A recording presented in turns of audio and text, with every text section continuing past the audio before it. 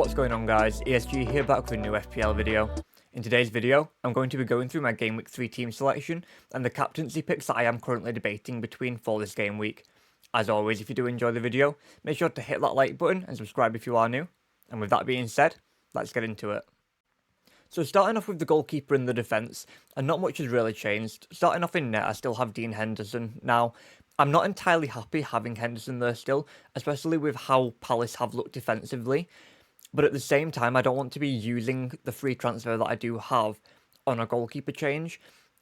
Considering that there's not too many great assets in the 4.5 range, there's Flecken from Brentford, and they have a really good fixture this week against Southampton. But then after that, the fixtures get pretty tough. They have Man City in game week 4 and another tough game in game week 5. So I don't really want to be bringing Flecken in for that. And the only other goalkeeper that I would probably consider is David Raya. And because he's 5.5, it's just too much of a jump for me to get to. So for now, I'm going to stick with Dean Henderson. When I do eventually wildcard in either game week 4 or game week 6, it might be a bit later than that, but when I do wildcard, I will probably end up replacing Henderson for David Raya and dropping Gabriel. But for now, I'm just going to have to hope that Henderson can get some save points. Can I see him getting a clean sheet against Chelsea, especially away from home? No. Especially because Palace haven't looked great defensively this season. Anderson has left and gone to Fulham, and he, in my opinion, was one of the better centre-backs. Gahey could still be leaving as well. So I think Palace will struggle a lot this season defensively, as they have done already. So I'm just going to have to hope for some save points from Henderson. Moving down to the defence, and this is where I am more happy, and I can see probably 3 clean sheets, maybe 4 if one of my bench players does come in. So starting off with Gabriel at home against Brighton. Now, although Brighton have looked really good offensively this season, I just can't see them doing it against Arsenal. Arsenal, in my opinion, still have the best defence in the league, and they've strengthened it with bringing in Calafiori from Bologna. So although he's not starting games, when he comes on off the bench, he looked pretty good in the game at the weekend when he came on off the bench. So I can see Arsenal keeping a clean sheet. At home against Brighton, definitely a clean sheet. If it was at Brighton, maybe not as much. But with them being at home, I can see a clean sheet there. So I'm happy enough to go with Gabriel. Moving on to Robinson next. Away against Ipswich, it could be a tough game. Ipswich have looked good in the last 2 games. Well, I say good.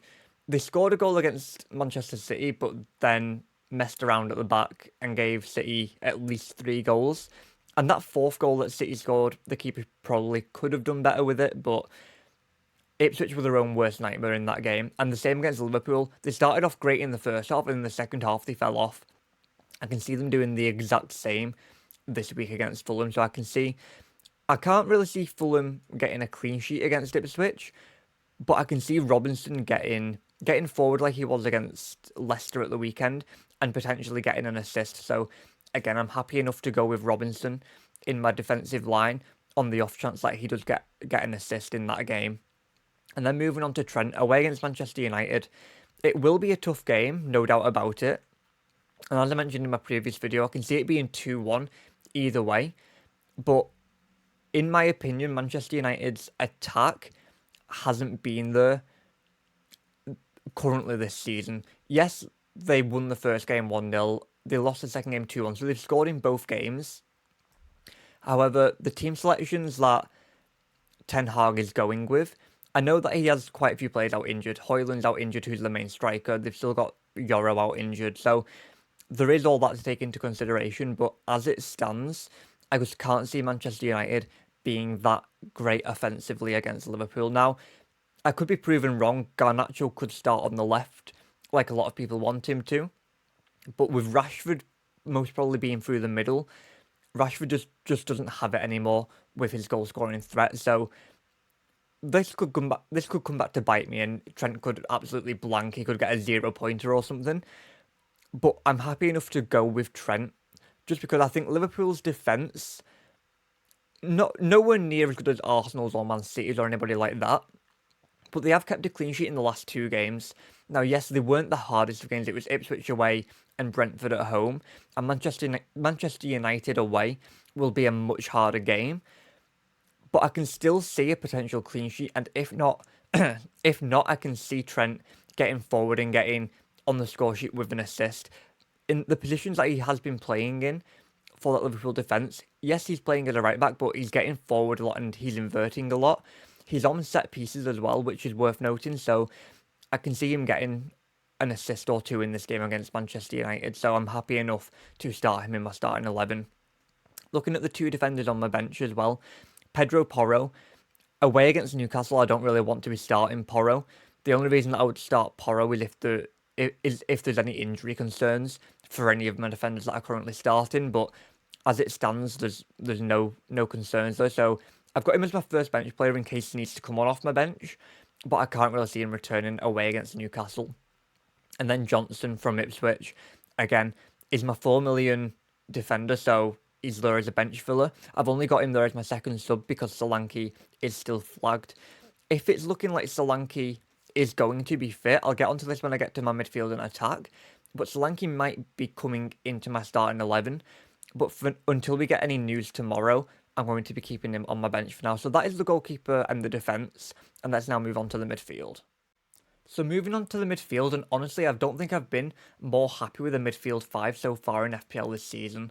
I feel like every player that I have in midfield can get a return this game week, and that's only with one transfer being made, bearing in mind. So starting off with Mohamed Salah, who's currently down as my captain. Now, my captain picks are between Salah and Saka, and at the end of the video I will touch on both players and why Salah is edging it a little bit more for me at the minute.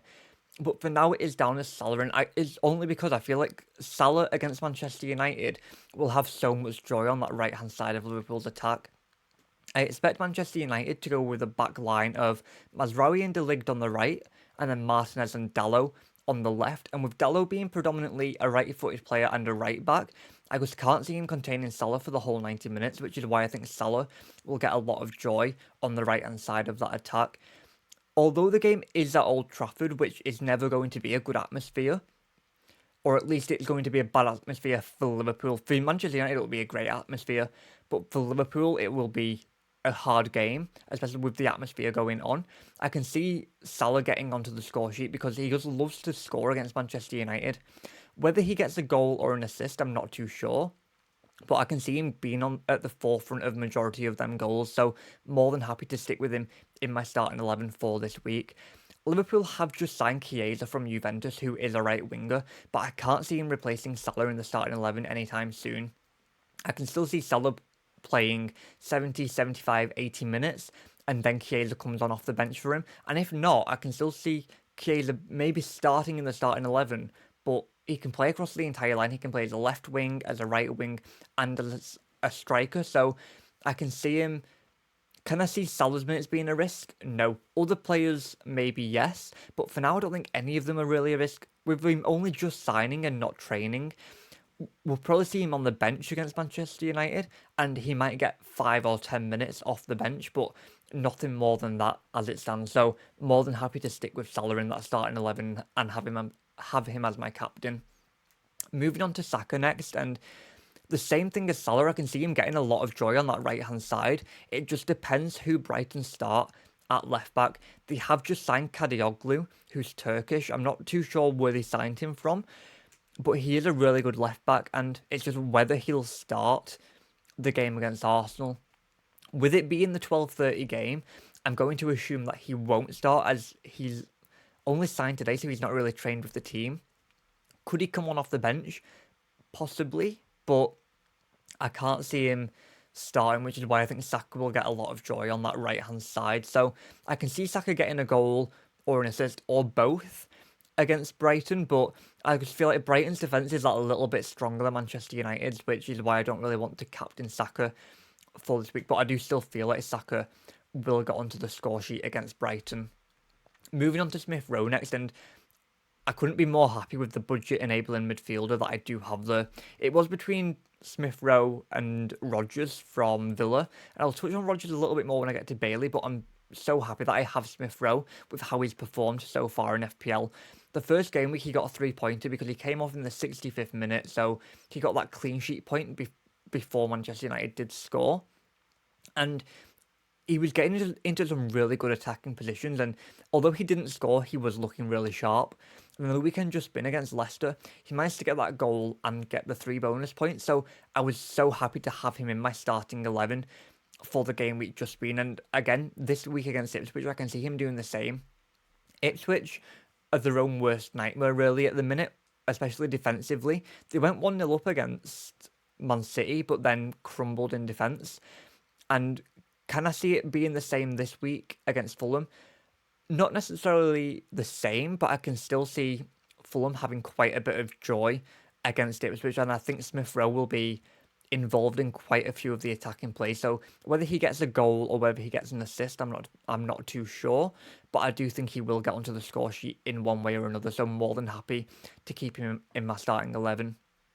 Moved on to Jota next, and this is the only player that I'm not 100% convinced on as it stands. So Jota has been starting as that number 9 for Liverpool, but in the first game he managed to get a goal.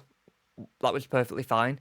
But in the game just been, so in the game at the weekend against Brentford, he didn't look as good as he did in that first game. He managed to get an assist for that Diaz goal, which was really nice to see. But that's all he really did. He wasn't linking up the play as well as he was in that first game. And he came off in about was it the 70th minute he came off? And Darwin Núñez came on, and if Núñez knew how the offside rule worked, he might have been able to get involved in the game a little bit more. But he just strafed offside quite a bit. So for the next couple of game weeks, I can still see Jota starting, but I do feel like in time he will be edged out of that starting 11, and it will be Núñez starting. So I have got my eye on a couple of replacements for Jota, one of them being Mbeumo, especially with Tony potentially leaving Brentford, and another one being Matoma when Brighton's games get nicer. The next couple are a bit tough, but after that, they've got a really nice run, so I might look at bringing Matoma in at some point to get that coverage of the Brighton attack. But for now, I'm happy enough to start with Jota. Just to mention Jota again really quickly as well, I do have Solanke on my bench, so if we hear news that Solanke's fit to go, he'll probably be in the starting 11. I'll probably be tempted to start Solanke over Jota, only because I feel like Solanke against Newcastle will be able to get a little bit more joy than Jota will against Manchester United. So, although I said Salah will get joy against Manchester United, I just don't think Jota will. I feel like Jota will probably blank this game week, and Darwin will come on in around the 65th or 70th minute, which is the only reason why I'm thinking I might bench him for Solanke if Solanke is fit. If Solanke is not fit, I'm still more than happy to start Jota. There's just that risk that it might only be a 2-pointer, but I could be surprised and he could get on the score sheet. There is always that could happen.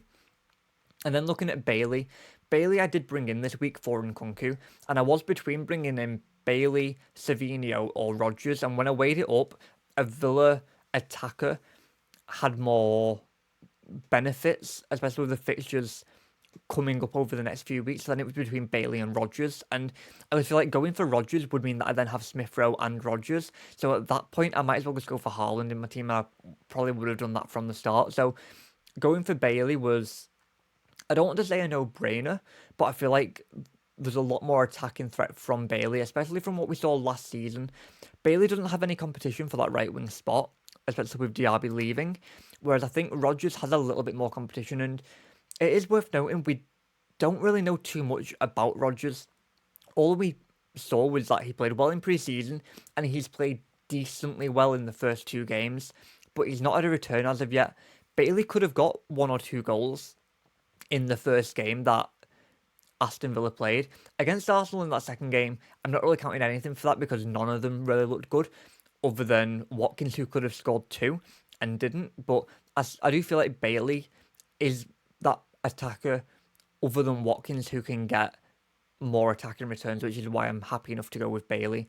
Bailey is more of a differential as well because he is only owned by 3-4% of players, whereas Rodgers is quite highly owned now because a lot of people have taken Nkunku out and brought in Rodgers for him. So I'm a lot happier having Bailey in my starting 11 than I am Rodgers on the off chance that he does return. So that is my midfield 5, and now let's move on to the attack. So finally moving on to the attack, and it is the same front two that I've gone with for the last couple of game weeks. I went for it in week 2, and I've gone for it again this week. So starting off with Muniz, away against Ipswich. Last week against Leicester, he had the most shots in the box out of any player in the Premier League. I think, did he have 6 shots inside of the box? Which is a lot, and the fact that he didn't manage to get a goal from them was very disappointing. So away against Ipswich, I'm willing to give Muniz one more week to get a return, and then from next week maybe look at bringing him out. Transfer plan that I am planning on doing, if I am doing that, is Muniz out for a 4.5 and then Solanke up to Watkins.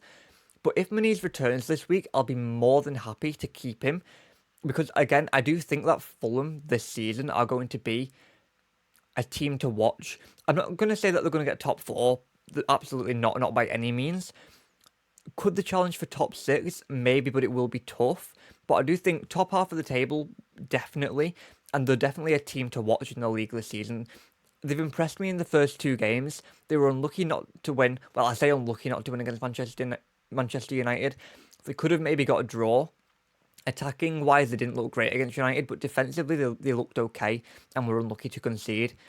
And then at the weekend just been against Leicester, they played really well. They conceded a goal which was unlucky, but offensively they looked incredible. Again, Muniz had 6 shots inside of the box and could have scored 1 or 2 goals. So more than happy to keep him for this week away against Ipswich. And I just need to hope that he does end up getting a goal. And then moving on to Isak. This is the only player that I might look at bringing out before the deadline. And the transfer that I am thinking of at the minute is Isak out for Watkins. It uses up the remaining budget that I do have, but I'm willing to do that. Now, Newcastle played a game yesterday in the Carabao Cup, I think, and they won. They beat Nottingham Forest, I'm pretty sure. However, Isak, I'm not too sure if Isak played, but I saw some stuff circling around that Isak might have picked up a little bit of an injury. But even if he's not looked great the first 2 games. And at home against Tottenham, can I see him doing much? No. Manchester City coming up as well. Can I see him doing much in that game? Not really. And it looks to me like a lot of people are planning on taking Isak out in the wildcard teams in a few weeks. So could I get ahead of that curve? And could I bring in Watkins this week for Isak? There is that possibility that I do make that move. Maybe not this week, but definitely next week. So I am going to be doing a live stream on Saturday from around 10 a.m. UK time, where I will be going through my final thoughts and making last minute transfers if I feel like I need to make any. As it stands though, Isak is staying in my team unless we get some news that he is injured. If we get news that he's definitely injured, then I'll be bringing in Watkins. If not, I might keep hold of him for 1 more week, give him 1 more week to try and return, and if he doesn't return, then look at transferring him out for somebody else. But that is how the team is lining up. I want your thoughts in the comments about my starting 11. What do you think of the starting 11? Do you think it's a wise move tripling up on Liverpool and Fulham, or do you think I should look at offloading one of them this week for somebody else? And do you think I should try and get Watkins in for Isak like I have mentioned? But with that being said, let's get into the captaincy picks that I am looking at and the reasons why I'm looking at the players that I am going for. So just to really quickly touch on captaincy, and there's only 2 players that I'm really between, and that is Mo Salah and Bukayo Saka. So starting off with Salah, the only reason that I'm looking at captaining Salah is because of the returns that he's had in the first 2 game weeks. 14 points in the first week when he got a goal and an assist, and 10 points in the second week when he got that goal. So Salah, for me, does it a little bit more with him being a captain. And especially against Manchester United's defence, that isn't looking the best. And like I said, with Dalot playing as that left-back who's not a left-back, I can see Salah getting joy on that right-hand side of Liverpool's attack. So I think I will be going for Salah as that defender. But if I look at Saka really quick, Saka does bring it close. 12 points in the first game, 6 points in the second game. By all means, Saka could be a really good captaincy option. I just do feel like Brighton defensively have it a little bit. They're a little bit stronger than Man United's defense, which is why I'm thinking captaining Salah is the way to go for this week. But I want to know your thoughts in the comments about that. If you were between these two players, between Mo Salah and Bukayo Saka, who would you captain and who do you think would get more points from a captaincy perspective? So there we have it, guys. That is the team that I am lining up with for Game Week 3. So as always, I want your thoughts in the comments. First of all, what do you think of that team that I am going with for Game Week 3? And secondly, are there any transfers that you think I definitely need to make ahead of Saturday's deadline? As always, if you did enjoy the video, make sure to hit that like button and subscribe if you are new. And until next time, thank you for watching.